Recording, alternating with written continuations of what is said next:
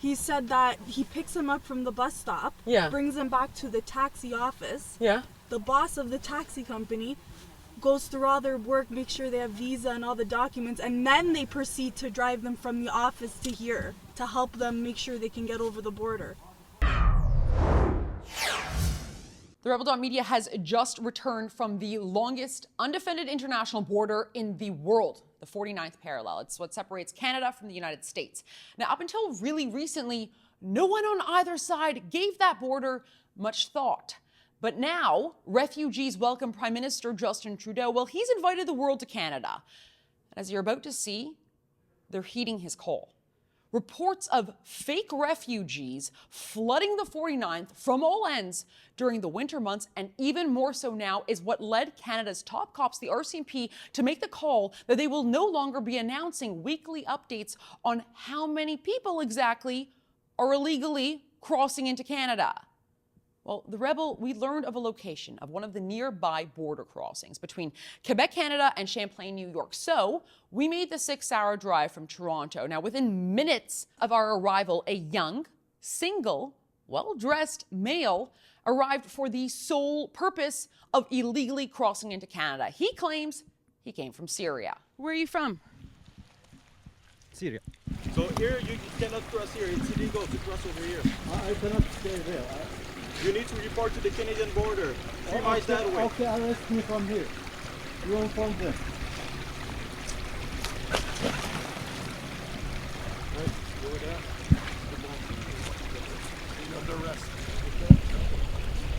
Shortly after witnessing the shocking, almost relaxed ease with which the border crossing by cab then foot took place, a Muslim couple and their child arrived, describing themselves as tourists to America from Turkey looking for refugee status in Canada. Then, after sundown, another single male crossed illegally into Canada looking like, well, anything but a starving refugee. After watching the RCMP officers treated as bellhops at the border, the Rebel wanted to get a clearer picture of what types of people are illegally crossing into Canada. Who are they? Where are they from? And just how frequently is this happening? So we went to the people at the front lines, taxi and bus drivers. These are the people tasked with shuttling these fake refugees. So we traveled about 30 minutes south of the border to Plattsburgh, New York, the final stop for many of these migrants. It's there that a Greyhound bus drops them off at the terminal, where cabs wait in line to bring them to the border. We asked the drivers who these illegals are and how many are crossing into Canada. Well, we got a clear and consistent account. How many would you say usually come in a busload, sir? How many would you say usually come in a busload? Sometimes 10, 20, yeah. Sometimes 10 or 20, hey? One of the drivers that we met in Plattsburgh agreed to take us to the border for a ride along with his migrant fare, someone he had coordinated to pick up in advance of his Greyhound's arrival. The man was a Muslim traveling alone from Eritrea. The reason he fled his country, leaving his wife and kids behind, he didn't want to be drafted to their army. Take a look. When did you come to America? Okay, I came to America in order to cross to Canada. So when did you come? What day? How long? Before 10 days. So 10 days you came from Eritrea. How? By boat? By airplane? No, in airplane. Why did you want to leave Eritrea? This time I was with the national service team, with the national service, but you know what I can see. They're returning back to the service again. So in other words, for the military, they wanted you to go fight in the military? Is that right? The national service? Yeah, national service, yeah. They make us not fight. There is no fight now, but they, under the military, national service, they keep you with them. I left my family there. They will at their home. But first, I will keep myself alive.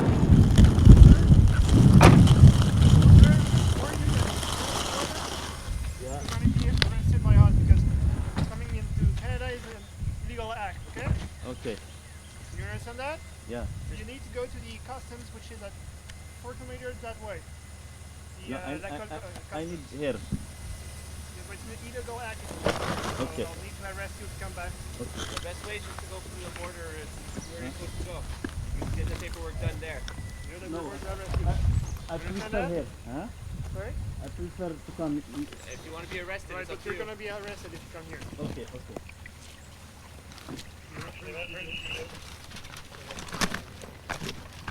Alright, sir. Okay, sir. What's Stop up? there. Bring your stuff. Bring your stuff.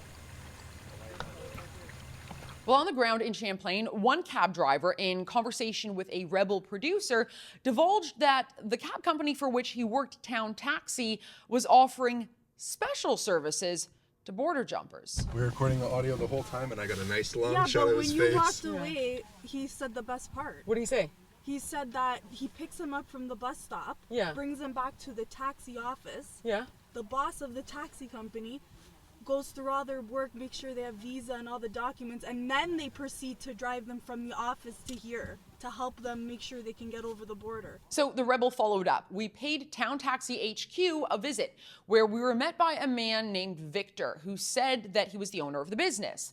He then gave us a very detailed description of what exactly was meant by special services. Coordinated, guaranteed, illegal entry into Canada for a fee. Brace yourselves. Tube. Okay. And so, yeah. Okay. The reason why I asked is because we operate here a little bit differently than the other cab companies in town. Okay. And what we do, we don't want to shed light on. Well, let's just say we ensure that the people make it across the border safely, make it to the border safely. The ones that are not here legally. And that's what we do. So the ones that are not here legally, would you say that, I have so many questions. So when you say you help them cross the border, make sure that they get across, do you mean doing more than kind of just driving them there? Like I said, what we do is we don't want light shed on Yeah. certain things. There's a lot of people that cross the border. They're not here legally Right. in the United States. So a lot of those guys, they would be deported back to their country if they're caught here Right. or by Border Patrol. The objective is to get them to the border, the ones that are not here legally. Everyone that we take up now, we bring them in the office, we look through the documentation, and basically somewhat like an interview. When you're interviewing these families, so to speak, is it just you and is it always you? No, it starts when they step foot in the car. A few questions are asked, and that information is passed on, and then they get here, and then we ask more questions. And So it's quite an elaborate network then. It starts, does every driver bring them to you? So this is always a stop before they get to the border, yes, no matter what. yes. Mostly they're phone calls. Sometimes if our guys are not busy, they'll stop by the bus, but that's rare. I think you guys seen one of our guys last night. Yeah. So that was just a regular drive-through. For the most part, they had their paperwork all set. We verified that here before we left, and we contacted the other side to make sure that the other side was at the border, at the Roxanne Road. So when you say you contact the other side, you mean the Canadian RCMP, right? Mhm. So do you have a direct line to a particular officer, or I don't think it's a particular officer, but yeah, we have a direct line. so does the RCMP, do they know that you guys are helping out these families? We really don't discuss it because I don't know quite how legal it is. Everybody in our staff makes sure that they utilize every tool possible to get them there safely. What kind of tools? I can't really don't. Give me an idea. it would have to be off record without the microphone in my face.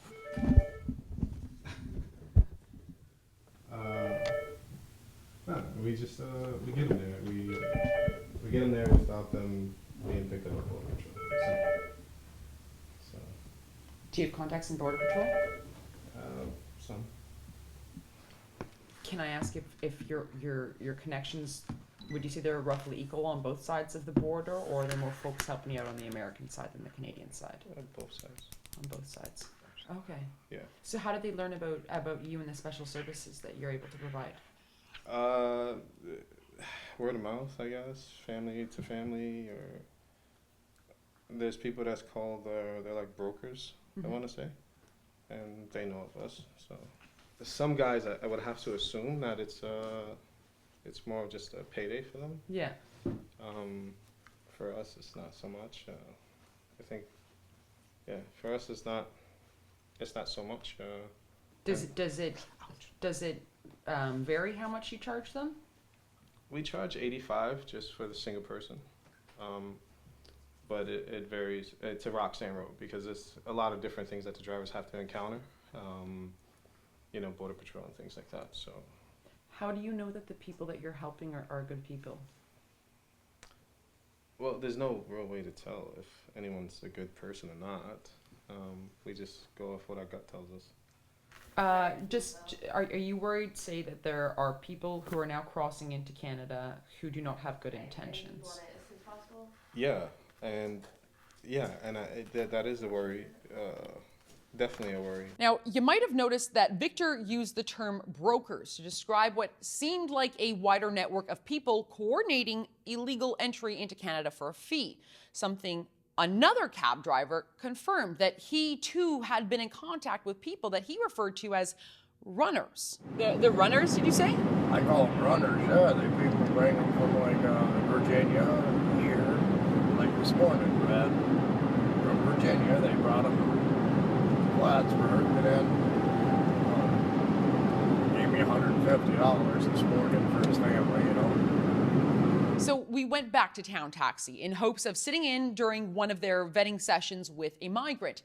Victor said that he didn't have any sessions planned for that day, but he then proceeded to describe in much greater detail the alleged cross-country network of runners and brokers, people brokers, as he puts it, profiting from the fake refugee railroad into Canada. One of the cab drivers told us that he deals with people who he calls his runners from other states. People who are helping these people, I imagine how you do, just making sure that they get to the next step. Do you have any sort of contact with any of these people? Runners, sometimes they're like brokers. People brokers. They're the worst kind. I mean, they're in it for the money, but some of them genuinely care. The runners care. The brokers don't. So the brokers, do you ever meet the brokers? Every once in a while. No, don't film us, please. Okay. No, I'm just letting you know. All right. No, you're good. So do you ever meet the brokers? No, I've never met the brokers. What about the runners? I've met the runners. Yeah. Meantime, Town Taxi employees, they corroborated every detail of the so-called special services that they provide. And basically, the plan is next time you've got a refugee family, do you usually bring them back over here first? Yeah, sometimes we do. Make sure they got all their paperwork. And hate to get them there, then they get to the border, they're only going to get detained and locked up and sent back. And so you make sure. So look, if you could give us a call, basically as soon as you got them, we'll make it worth your while. We want to be able to kind of just show the step-by-step, behind the scenes, what these people have to go through and how you guys are helping out. Yeah, because we make sure they got their visa or whatever it is and their passport. Yeah. Yeah, because if you get them there, they ain't got none of that. You know what's going to happen to them. Yeah. And Town Taxi isn't the only one who stands to make a profit from trafficking fake refugees. Other cabbies, they admitted it too. Canada's wide open border means easy cash and big business. Just like they say they charge $40 and $50. I can show you a text right here that I got this morning. What's it say? From one of the city cab drivers.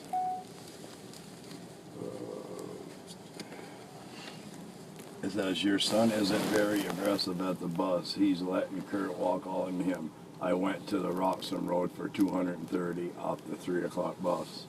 So $230. Yeah. Wow. So what would you like- say is like the going rate? I don't know. I mean, I don't even really associate with the other ones, but they say stuff like that, like C&L taxi. They get, well, he tried to get $100 a piece. There was 8 people. Oh yeah, he tried to get $100 a piece on them. They were my people. They waited for me. So he didn't get them, number one, but yeah, that's what he told them. Yeah, we heard from one of the cab companies that they're charging $80. So that's just a load of crock, eh? Yeah, it is. Yeah, exactly. You think if some of the cab companies are offering them extra services, then they're going to charge even more? Of course. So, a flood of fake refugees, the vast majority of whom are single men from the Middle East, illegally entering Canada from the United States, a countries-wide network trafficking humans to Canada for a fee, all at the Prime Minister's invitation. It's a wild story. It is a huge and important story. And yet, the mainstream media seems totally disinterested in covering it, even if it is unfolding in their own backyard. Literally. Watch this. Okay, so Rebel Media on the ground right now, staking out Town Taxi, which is the center of this human trafficking ring that we have now discovered. I'm waiting out here and we see NBC trucks driving by us like crazy. And I'm thinking, holy smokes, we're about to be scooped. So I decide we're going to go back to where all the NBC trucks are going to and fro. Maybe there's more to the story back there. Let's go check it out. So I want to show you exactly what that drive was like. Brace yourselves. All right, so that green building right over there is the headquarters of Town Taxi. Basically, where this little truck depot was is where we were situated. So we see all of these NBC trucks coming to and fro. They get to this street right here, and all of them were taking a left. So we're like, okay, let's take a left. What's back there? And what do we see? A sign that says, visitors for Channel 5, wait for it. Satellites. This is NBC offices. These are their TV studios. That took us what, 15 seconds? NBC has an illegal human trafficking ring that is occurring in their backyard. We talk about the mainstream media and about their negligence and their willful blindness and their spin, but like this is a whole different level. This is I could not write this sort of like this is truth stranger than fiction. We drove 6 hours from Toronto to get here and follow the facts wherever they lead. NBC, this is mainstream media personified, literally has an illegal human trafficking ring happening in their own backyard, and they can't even travel 15 darn seconds to figure it out. It's amazing. It is amazing. And what I've just shown you is just some of the hours of footage we acquired. Footage that the Rebel.media will be releasing over the next several days. And rest assured, just because the political establishment manufactured this fake refugee crisis and the mainstream media and police fat cats are deliberately concealing the details does not mean that we are about to drop this story. Actually, our coverage has just begun. For the Rebel.media, I'm Faith Goldie.